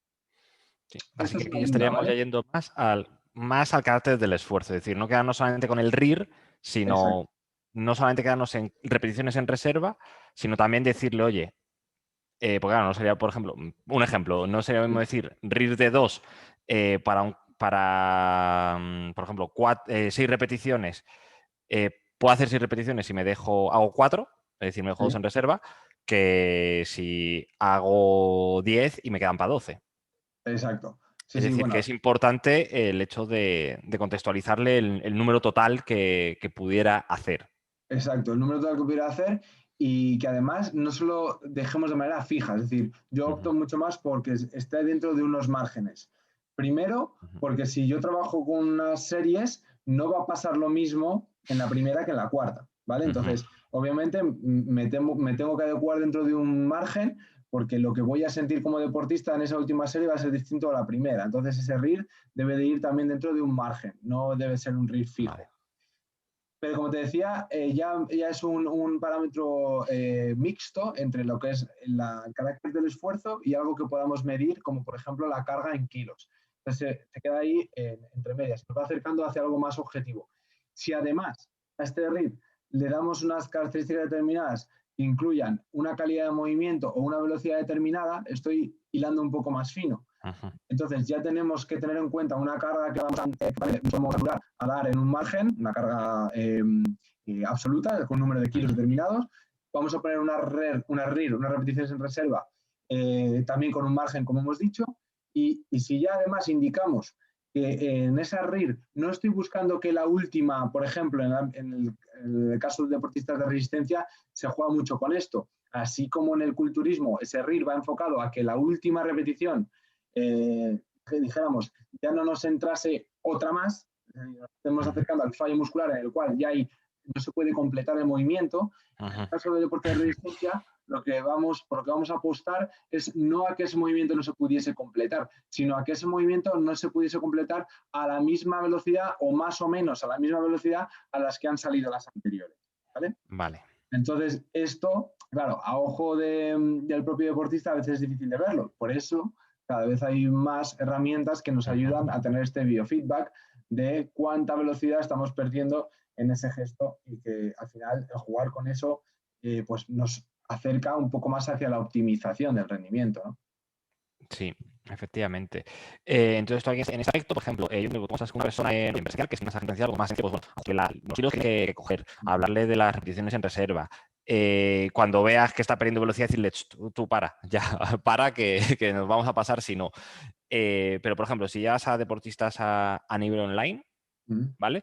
En este aspecto, ¿cómo se lo transmite? O sea, ¿cómo le puedes decir oye, pues, hola, corredor, tienes que ir al gimnasio, mete X kilos en la barra, tantas repeticiones, o sea, podrías hacer tantas repeticiones con este peso, te vas a dejar tantas en reserva y cuando veas que pierde velocidad, paras. Esto, te digo, con una persona delante es mucho más sencillo porque es tan fácil como para y ya está, es mucho más rápido. Pero cuando una persona también está adiestrada, pues ya también es más sencillo. Pero cuando está en proceso de adiestramiento, tú, a efectos prácticos, ¿cómo lo haces? Bueno, aquí yo destacaría 3 puntos diferentes. Uno es el punto en el que tienes tú que saber educar a ese deportista, es Ujú, decir, le tienes que educar, o sea, tienes que hablar, justificar por qué es importante esto, por ujú, qué tiene que tomarse un poco de tiempo en analizar esto, que al final él no tiene por qué saber que esto es el día y la noche de cara a su evolución. Es decir, esto es esencial para poder progresar y para poder materializar ese tiempo que dedica a entrenar en mayores resultados, ¿no? Al igual que, por ejemplo, con algo de resistencia, por ejemplo, a nivel de que ese deportista tenga un pulsómetro y sepas hablarle de un ritmo de minutos al kilómetro, pues eso ya casi no tienes que educarlo porque todo el mundo ya te viene sabiéndose eso, ¿no? En este sentido, sí que tienes que justificarle por qué es importante que sepa esto y que dedique atención a esto en su entrenamiento. Eso en primer lugar, es decir, saber educarle, saber justificarle esto. En segundo lugar, saber transmitirle herramientas que puedan usar para hacerle fácil esto. Una cosa es que la teoría se la sepa y otra cosa es que una vez que se la sepa ya le dejes tú solo ir al gimnasio y que él se las apañe en a ver cómo hace esto en mayor o menor, en mejor o menor medida. Entonces yo, por ejemplo, utilizo mucho el comunicarles que se graben, ¿no? Animarles a que se graben, para poder, en primer lugar, yo analizar eso, soy el que más ojo voy a tener para diferenciar si eso está acercándose hacia lo que yo quiero que salga o no, pero en segundo lugar, para que él también lo vea, para que yo cuando le justifique el por qué ha salido bien o por qué no, que además utilizo, por ejemplo, en esos vídeos que me pueda mandar el deportista, yo lo que hago es hacer un análisis de valoración de ese vídeo, grabándolo para luego yo poder mostrarle a él el mensaje de ese vídeo suyo con mis comentarios. Entonces es una forma a nivel online de educarle bastante buena, ¿no? Y un tercer punto, Manu, en el que queramos o no, hay que saber que evidentemente el deportista va a tener una parte de pérdida de lo óptimo con respecto a que tú estés ahí. Es decir, hay algo que por mucho que avance la tecnología y que ese deportista adquiera más conocimientos y más aprendizaje, pues oye, a lo mejor no va a salir exactamente igual eso con que poder hacerlo lo más óptimo posible. Pero es que da igual, porque a eso estamos hablando de cuál es la diferencia, a lo mejor es un 5%, pero tú estás pudiendo ayudar muchísimo solamente con todo lo anterior. Claro. Y es algo perfectamente capaz de poder hacer él y poder hacer tú. Entonces vamos a quedarnos con eso. Y en ese punto también el poder ayudarnos la tecnología y de saber que hay aplicaciones que este trabajo ya lo están haciendo, que este trabajo ya lo están facilitando. Por ejemplo, aplicaciones como MyLift o MyJump, que son aplicaciones que son de una usabilidad brutal y de una capacidad de adquisición súper fácil para poder implementar esto y llevarlo a la práctica, gracias a científicos como Carlos Basalobre, que para eso han hecho cosas como esa tan útiles, ¿no? Pero dicho esto, también es verdad que a mí, por ejemplo, particularmente, pues me es mucho más fácil usarlo yo en mi entrenamiento presencial con clientes que el saber llevar esto a la práctica de que en el día a día todos los deportistas lo lleven a cabo. Y esto, el responsable principal soy yo. Es decir, yo tengo que ser capaz de eso. Si no lo he hecho hasta ahora con el 100% de los deportistas, pues también es porque yo no he sabido de alguna manera hacerlo, ¿no? Pero están ahí, son herramientas que o sea, la capacidad, el potencial está ahí en que lo podamos conseguir.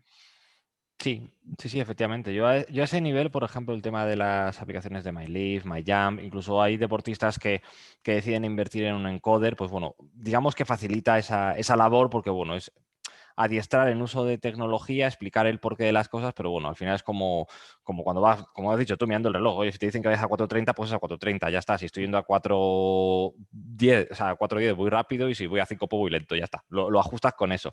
Pues al final con estas aplicaciones o con un encoder sí que lo afinas más. Pero yéndonos un poco a personas que no tengan acceso, que no quieran a día de hoy actualizarse en ese sentido, no quieran utilizar tecnología para entrenamiento de fuerza. Tú, por ejemplo, evidentemente has hecho esa parte de corregirle, de una corrección. Oye, mira, grábate, mándame un vídeo y te corrijo. Vale, te doy el feedback, eso es súper potente y necesario, porque al final es como estar con la persona, simplemente pues en diferido, ¿vale? Para que vayan aprendiendo. Pero a la hora de decirle, oye, mira, coge X peso, tú tienes que coger este peso. Tú ahí, ¿cómo afinas el peso? ¿Qué tipo de test o qué tipo de pruebas haces tú con los deportistas que tengas, por ejemplo, a nivel online para decirle, oye, coge el peso X para hacer sentadillas? Bueno, la verdad es que yo, como todo el trabajo de fuerza que programo es individual, es decir, no utilizo referencias, a ver, evidentemente utilizo referencias de tablas del Excel que puedan estimar cargas, por ejemplo, hablando concretamente. Si yo hago test de carga, no hago test de 1RM, porque no es rentable, ya sabemos, ya tenemos argumentos de sobra para saber por qué no hacemos test o por qué no es lo mejor hacer test de 1RM. Utilizo tablas en las que ya se estima el trabajo a unas repeticiones submáximas, véase 3 o 5 RM, me estima esa repetición máxima, ¿no? Evidentemente utilizo esos valores de una carga estimada para ponerlas en un programa de entrenamiento y que me lo lleve a un valor absoluto, a una carga numérica, no a un porcentaje de carga que el deportista tenga que adivinar. Pues hoy creo que mi RM es tal, si Dani me ha dicho que el 85% esto me sale a tal. No, a él te vas a tener que poner el kilo. Ya está. Entonces, eso lo utilizo, por un lado, desde test, desde mediciones, estimo cargas que quiero que tenga ese deportista en esa semana y luego en base a progresiones. Es decir, si estoy en un mesociclo determinado que utilizo 4 semanas de carga o 3 semanas de carga, una de mantenimiento y luego una de descarga, pues sé que la semana 1 esa carga va a llevar X, la semana 2 va a llevar una progresión a esa X, X más 1, llámalo como quiera, la progresión no siempre va en la carga, a lo mejor las progresiones en un momento determinado van en relación al volumen o en relación a la velocidad de movimiento generada, que aquí volvemos a lo mismo, es un poco más difícil de medir, pero aún así es importante decirle al deportista, oye, que el énfasis esta semana no es en que muevas más kilos, no es en que hagas una serie más, es en que te centras en que si mantuviste la velocidad de 6 repeticiones la sesión anterior, 4, ya notaste como esas 2 últimas te cayó, pues en esta, la quinta, sácala sí o sí. Si metes una sexta a la misma velocidad, pues oye, lo has bordado, tío. Entonces, te quiero decir, no hay unas claves de, vale, has entrado en este ciclo, le doy al on y ya directamente vas a salirte con 3 semanas seguidas del programa en la que ya automáticamente te va a decir la carga con la que progresas cada semana. Pues es que a lo mejor no va solo de carga, a lo mejor no va solo de peso.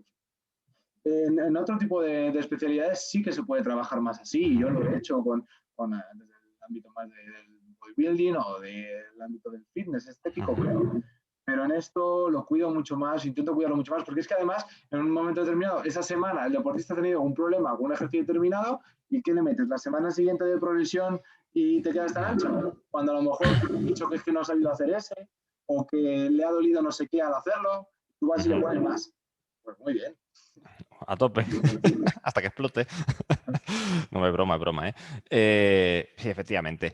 Vale, y oye, siguiendo en esta línea, quiero preguntarte tu opinión. Esto es, evidentemente, es una opinión completamente que puedes decir lo que quieras. No es a nivel científico ni, bueno, sí que tiene. O sea, no es científico, simplemente hemos hablado de esta parte oye, que tenemos aplicaciones como las de MyLeaf, MyJump, que tenemos ciertos encoders para medir la pérdida de velocidad en el gesto. Pues ¿tú crees que igual que ahora es normal tener un GPS o tener un pulsómetro, o también se está normalizando el hecho de tener incluso un potenciómetro en corredores?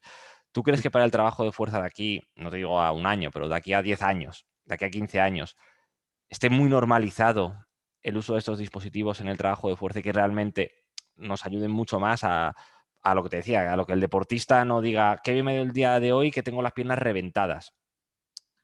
Indudablemente. Pero fíjate, ya no es tanto por el avance de la tecnología, porque eso no es un futuro, eso es ya un presente. O sea, ya hay herramientas para eso.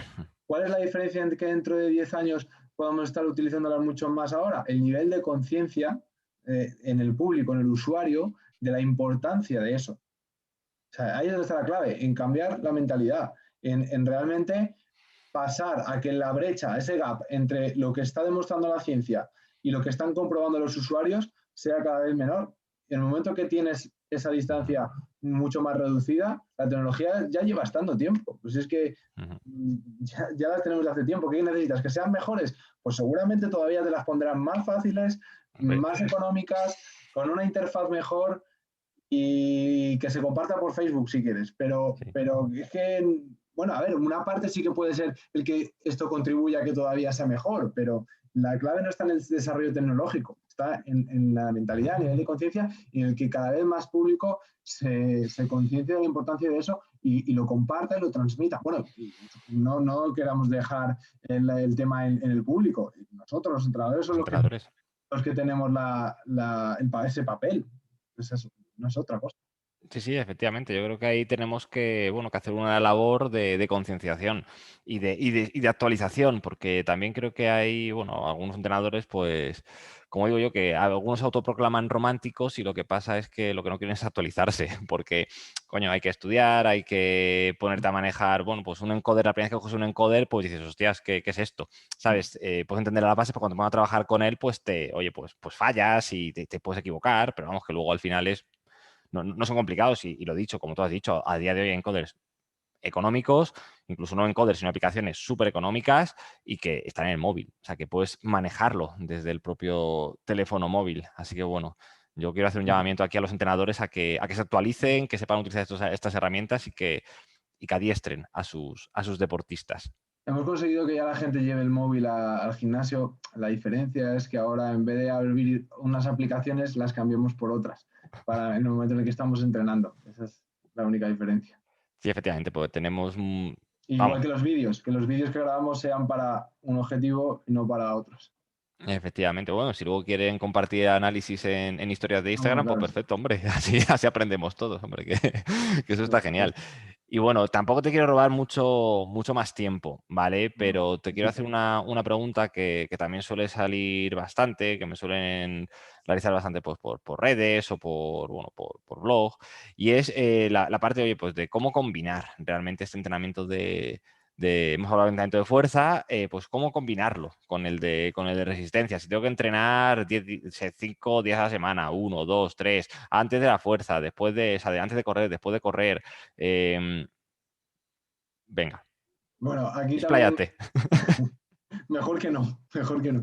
Vamos a intentar ser claros, no por el hecho de ser breves, sino más bien por no confundir. A ver, hay que diferenciar, volvemos a lo de antes, la experiencia de ese deportista, el nivel de ese deportista. ¿Por qué? Pues porque el nivel de experiencia que tenga va a determinar cuánto de importante es cada una de esas modalidades. Entendiendo por modalidades, por un lado fuerza, por otro lado resistencia, ¿vale? Hemos Vale. dicho que tienen que saber trabajar juntas, trabajar unidas para el bien común, que es el rendimiento, ¿no? Pues si las necesidades en un determinado momento para ese deportista implican que tengamos que cuidar más la parte de fuerza, es distinto a un deportista ya muy experimentado en esa parte de fuerza, donde todo lo que haga de fuerza va a ir encaminado a que mejore la parte de resistencia. ¿Por qué insisto en esto? Porque el énfasis hace que la distribución de la semana sea distinta en un caso que otro, o que el orden de cuando llevemos a cabo una sesión u otra sea distinto. Entonces, si hablamos de optimización del rendimiento para resistencia, o del uso de la fuerza óptimo para rendir en resistencia en carrera, en este caso incluso en deportistas de ultra trail, deberíamos indicar que ya tenga que ser un deportista con una base de fuerza experimentada. Entonces, en ese caso, la fuerza la debemos de usar únicamente como he dicho, vehículo, y no un factor limitante para los entrenamientos específicos. Esto hace que lo normal o lo más lógico sea que usemos en las sesiones en las que tengamos que poner las dos cosas en el mismo día, puesto que ya ese deportista, digamos, tiene un volumen de trabajo lo suficientemente grande como para que no puedas separar siempre sesiones de fuerza de resistencia. Esto, por ejemplo, en triatlón se da mucho porque tiene mucho volumen de trabajo la parte específica, entonces es muy difícil que tengas 3 días o 2 días donde solo necesito que hacer la fuerza, es inviable. Entonces, en ultra trail, aún no teniendo 3 disciplinas, sí que tenemos mucho volumen de una parte específica, o en un momento dado tenemos también un trabajo cruzado con otras disciplinas de resistencia, o voy a ser la bici, por ejemplo, que nos va a facilitar también parte del beneficio de la parte aeróbica, ¿no? Entonces, la fuerza ahí no puede limitar la parte de resistencia. Entonces, ¿qué quiere decir esto? Que si tienen que trabajar el mismo día, vamos a intentar que lo que me toque de lo específico, de resistencia, sea un día que no sea de desarrollo, que no sea un día ni que tengo mucho volumen de trabajo, ni que trabajo capacidades que requieran la alta intensidad, ¿vale? Es decir, voy a intentar no meter nada de ese día, cosas y objetivos que impliquen desarrollo del umbral anaeróbico o desarrollo de mi consumo máximo de oxígeno, ¿vale? Es decir, vamos a intentar que sean sesiones o regenerativas, a nivel aeróbico me refiero, o de recuperación, o sesiones de mantenimiento del volumen, o sesiones de énfasis en la técnica, por ejemplo, pero no de desarrollo aeróbico de alta intensidad. Aparte, vamos a intentar que sean hechas en un momento en el que no estoy fatigado, es decir, la parte específica que la pueda hacer en un momento donde la fuerza no me haya pasado factura. Por lo tanto, voy a intentar hacerlo antes. Siempre que pueda las voy a separar, mínimo 6 horas. Lo ideal, si tengo que doblar, es que no estén seguidas y que la parte de resistencia sea antes de la parte de fuerza. Pero, sin embargo, hablábamos del otro caso, deportista de menos experiencia en la parte de fuerza y, sin embargo, ya sea un deportista de trail que lleve tiempo corriendo o que venga del ámbito de resistencia, aunque no sea del trail running, pero su parte aeróbica ya lleva tiempo desarrollándose, pero su parte de desarrollo de la fuerza no. En ese caso, digamos, la parte importante, el énfasis va a ser la parte de fuerza, por lo tanto, me va a interesar que ese deportista no trabaje en la sesión de fuerza ya previamente fatigado. Por lo tanto, voy a optar por o bien le meto ese día solo la parte de fuerza o si voy a doblar, la parte de fuerza venga hecha antes, ¿vale? Aún así, también voy a tratar de que lo que me toque específico de resistencia no sea un día de desarrollo. Eso también hay que tenerlo en cuenta. ¿Qué más cosas tenemos que tener en cuenta? Aparte de lo que hemos dicho de características propias de la sesión de fuerza, que ya hemos hablado antes, que obviamente tienen que estar claras, es decir, la intensidad, la justa y necesaria, el volumen, el justo y necesario, velocidad de ejecución, ya hemos dicho cómo tiene que ser, la recuperación, ¿vale? Teniendo esto claro, es importante recalcarlo. También podemos jugar con cómo organizo la sesión a lo largo de la semana en relación a los músculos que trabajo. ¿Por qué? Porque, por ejemplo, esto en triatlón también pasa mucho. Si meto un trabajo de fuerza que me desarrolle principalmente en miembros inferiores, porque esa sesión de fuerza va encaminada a carrera, pues a lo mejor va a poder encuadrarme en un día que doblo con agua, ¿no? Depende. En agua, en ese día no me toque tanto trabajo propulsivo de piernas. Entonces, ahí sí que hay más diferencia de miembro superior y miembro inferior. En el caso del trail running, sí que también puedo usar para meterlo en un trabajo en el que, por ejemplo, haya días que me toque más énfasis en el trabajo del core y otros días donde meto más trabajo específico de trabajo de arrastres o de trabajo de fuerza propiamente dicha, donde ahí sí que cuide que o no hago nada más o meto una sesión de carrera, o sea, de trabajo específico más suave. Más cosas a tener en cuenta. Bueno, la percepción del esfuerzo, todo esto ya lo hemos dicho. Importante el número de sesiones semanales, pues que sean, en el caso del deportista experimentado, va a ser normalmente 2 sesiones. El deportista inexperto va a poder meter una tercera sesión en determinados momentos. Y luego, otra cosa importante, Manu, es que además del nivel, otra cosa, del nivel deportista, otra cosa que influye en cuanto a cuánta importancia le doy a la fuerza con respecto a resistencia es el momento de la temporada, ¿vale? Es decir, va a haber momentos de la temporada, independientemente de que ese deportista sea de un nivel superior o inferior, donde el énfasis lo tenga en el desarrollo de la fuerza. Por tanto, esos protocolos que te he dicho de entrenamiento concurrente van a ir encaminados a que no molestemos a esos estímulos de fuerza y otros momentos de la temporada específicos donde sea al revés. Aquí no me interesa que la fuerza afecte negativamente en nada en términos de resistencia, por tanto, tiene más sentido usar protocolos donde esto no interfiere. Por ejemplo, lo que hemos dicho, que me asegure que primero viene la sesión de resistencia, que distancie en la mayor medida posible la sesión de fuerza de la de resistencia. Luego, obviamente, estrategias de recuperación también influyen, cómo me rehidrato, cómo me renutro para recuperar en esas sesiones entre una cosa y otra.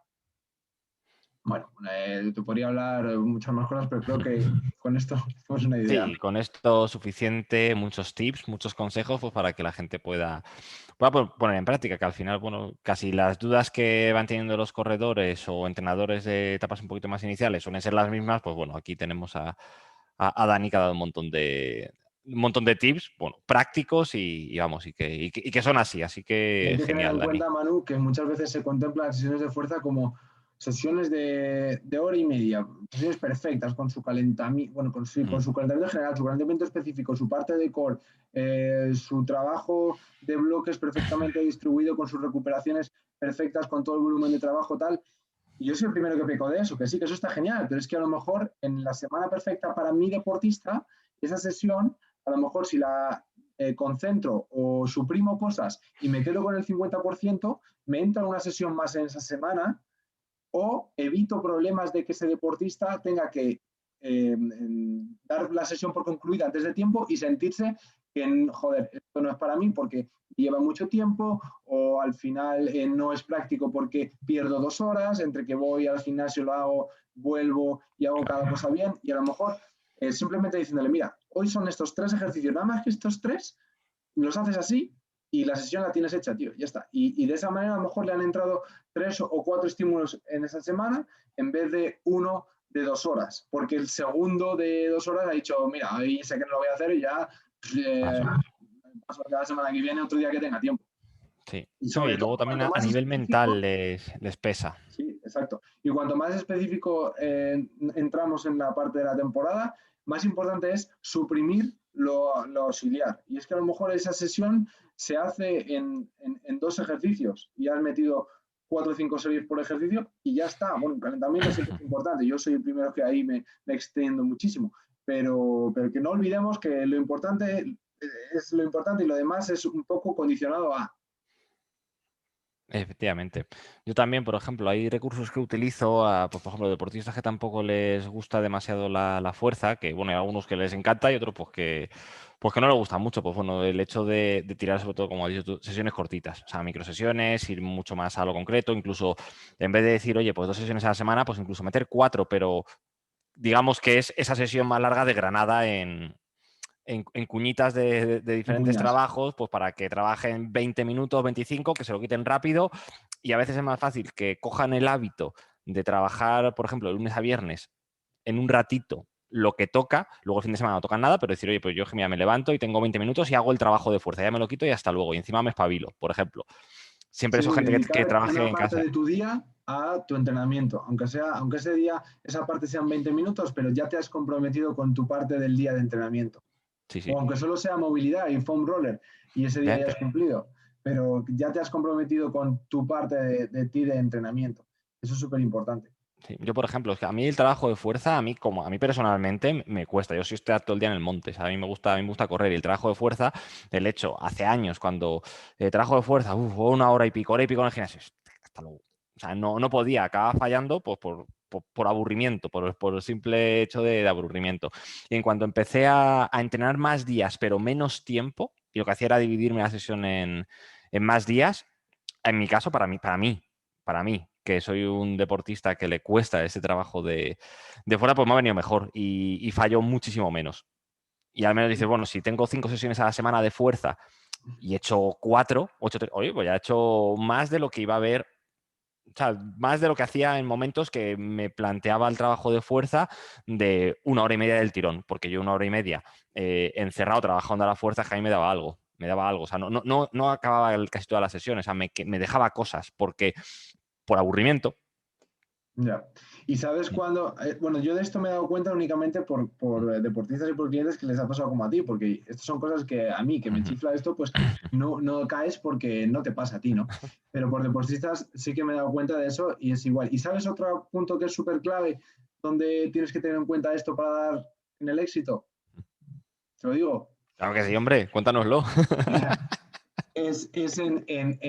Con deportistas cuando tienen que hacer viajes, o por temas de trabajo, o por ocio, o por incluso por otras competiciones. Es decir, la gente muchas veces, somos nosotros los primeros en los que englobamos el tema de la fuerza o lo relacionamos directamente con gimnasio. Y si lo hacemos ver al deportista, sí. Y entonces el deportista dice, vale, fuerza, gimnasio, luego, si no hay gimnasio, no hay fuerza. Pues ya está. Pues si una semana sé que no voy a tener gimnasio, Dani, Hasta olvídate luego. de fuerza esta semana y ya está. Y se queda tan tranquilo porque a él le da igual, porque no entiende que estar una semana sin hacer fuerza implica perder estímulos y perder adaptación. Eso lo sabes tú. Entonces, si le dices, tío, no estés una semana sin hacer fuerza, pues es que pierdes adaptación, no te adaptas. Eso no llega a ningún lado. Pero si le facilitas esos contenidos adaptados a que los pueda hacer cuando no tienes gimnasio o cuando tienes que estar adaptando tu trabajo, tu contenido a que trabaje con otro material, porque en la casa donde va esa semana solo se puede llevar las gomas o solo se puede llevar un kettlebell o solo la colchoneta, si tú le haces ver que es tan importante que trabaje el trabajo de fuerza que tú estás incluso comprometido a adaptarlo a que eso solo valga para una sesión o 2 sesiones, pero se lo mandas tal cual adaptado a que lo pueda hacer y que no te puede decir que no, porque no hay excusa que valga, pues ya es consciente de esa importancia que tiene eso que tú le estás diciendo. Ya no es, se lo dices tú porque él te mola a ti esto, no, es porque sabe él que es bueno para él y que es importante. Eso es, Efectivamente, efectivamente, que sean partícipes y conscientes de que esto es bueno, de que esto es bueno. Y yo ahí, por ejemplo, como soy el primer, o sea, yo te digo, tú me tienes que entrenar a mí y te pegas cabezazos contra la pared. Ahora ya no, porque ya estoy más alineado con el trabajo de fuerza conmigo. Con mi deportista siempre lo hago, pero conmigo he sido un desastre porque soy el primero que no, como te he comentado, que no le gusta, pero ya lo hago y de esta manera. Entonces, pues bueno, el hecho que tú has comentado de poder llevarte las cositas, de ese cariño, de ese mimo, al poder hacerlo de esa manera. Yo, por ejemplo, lo que hice pues en una habitación de casa, pues bueno, poner las cositas que para trabajo de fuerza y es que ni me desplazo, lo hago ahí. Lo claro. hago ahí y ya está. Pues encima, como dices tú, que ya lo tenga que relacionar encima con ir al gimnasio. Pues claro, yo era de esos. No hay gimnasio, pues mira, una semana sin hacer nada. Turu. Eso que has Exactamente. dicho es que soy yo de manual, soy yo. A nosotros nos pasa factura estar una semana fuera sin hacer la fuerza, pero al 90 o el 80% de los deportistas que entrenan para esto no sufren por no hacer fuerza. Entonces tú eso no lo ves hasta que no te das cuenta que al final lo que se traduce es que directamente dejan de hacerlo y que tú, que sabes que eso no puede suceder porque les lleva a perder rendimiento, les acercas la manera de resolver ese problema. Ya está. Efectivamente. Oye, pues Dani, que muchas gracias por todos los consejos, que te he quitado un montón de tiempo. No hemos Al quitado final, nada. Lo hemos invertido. sí, eso sí, está bien invertido y seguro Espero que que, le haya llegado a gente este mensaje bueno, que entiendan un poco más o ayude a resolver incertidumbre de todo esto, ¿no? hombre, seguro O que a sí, generar porque interés. sí, hemos hablado de muchas cosas, has hablado de muchas cosas, has dado mucha luz, muchos conceptos prácticos y aplicables, que al final es de lo que se trata, que, bueno, más allá de hacer una divulgación, pues bueno, pues que si la persona que ha estado aquí escuchando se lleva esos conceptos para poder aplicarlos en su día a día y está un poquito más concienciada con el trabajo de fuerza, yo creo que la labor la hemos cumplido de sobra. Así que agradecértelo. Y bueno, antes de terminar, preguntarte, tío, ¿dónde te podemos encontrar para que, bueno, las personas aquí escuchando digan, bueno, ¿y dónde está Dani? ¿Yo cómo puedo saber de Dani? Pues Dani, cuéntanos. Bueno, pues como os decía al principio de la entrevista, mi marca personal es Lift for Run, Lift de levantar y for Ujú. Run para correr con el 4 entre medias. Te pasaré la web, creo que ya la has visto, creo que ya la tienes. Sí. Mi dirección de correo, daniel@liftforrun.com, es la dirección de contacto donde pueden localizarme ahí. A nivel de redes sociales, por ejemplo, tengo la dirección, mi nombre de Instagram es Dani Blanco Trainer, Ujú. Dani Blanco Trainer, y en Facebook Daniel Blanco Galindo. Todo te lo puedo pasar para que lo tengas también. Vale. Como he dicho, pues o bien a través del formulario de contacto en la web, o bien a través de mensaje privado en Instagram, o bien un email para cualquier cosa que necesiten. Sé que habrá cosas que no hayan podido quedar claras y que la gente quiera más profundidad, o simplemente gente que todavía no haya esto resuelto todas las dudas que puedan tener con algo. Por ejemplo, gente que pueda venir del mundo de que puedan venir del mundo de la ruta y que empiecen a interesarse por el trail running y no tengan del todo claro eso que hemos dicho Ujú. de diferencias, porque sí que pueden tener experiencia en trabajar la fuerza para la carrera, para haber hecho una maratón, y no saber muy bien esto que Ujú. hemos explicado en montaña. Pues oye, contactad por ahí, me preguntáis dudas que pueden tener en este sentido, aquellos que estéis más interesados en lo que es el trail running, que vengáis de parte de Manu. Y, y yo me comprometo, pues, todo eso que sea, todas esas personas interesadas dentro de tu audiencia, Manu, pues a que puedan tener una entrevista o una asesoría conmigo totalmente gratuita para, bueno, pues para resolver este tipo de dudas, para conocerme, para Ujú. saber un poquito más de toda esa, espero, interés que haya podido suscitar esta entrevista. Hombre, pues genial. La verdad es que se agradece, Dani, esa predisposición a ayudar a los deportistas. Así que lo que haré es dejar si lo están viendo desde el blog, pues verán aquí debajo en el blog tu contacto. Si estás desde YouTube, pues verán ahí tu contacto, ¿vale? Voy a dejar ahí todos los enlaces para que directamente pues, puedan contactar contigo y eso, y que tú termines de resolver alguna duda, si se ha quedado alguna duda y eso, que muchas gracias por esa predisposición para ayudar a los corredores, que así da gusto, tío. Se nota que te mola lo que haces, la verdad. Sí, eso no se puede esconder, ni tú tampoco puedes esconderlo. Estamos afortunadamente condenados a vivir con ello. Bueno, Bendita condena. una buena condena, me la quedo, ¿eh? Oye, pues Dani, que no te quito más tiempo, te doy las gracias, eternamente agradecido Gracias a ti. por tu tiempo y nada, eternamente también agradecido a las personas que han llegado hasta aquí, a este punto, para ver toda la entrevista completa. Así que bueno, Dani, si voy por el sur, que suelo bajar por el sur, te iré a visitar Por supuesto. y nada, No cuando lo subas dudes. para Madrid, tío, pásate por aquí, echamos una vuelta por el campo, Muy bien, Manu. ¿vale? Muchísimas gracias. Nos Para vemos ti, pronto. un abrazote, chao, Un chao, hasta abrazo. ahora.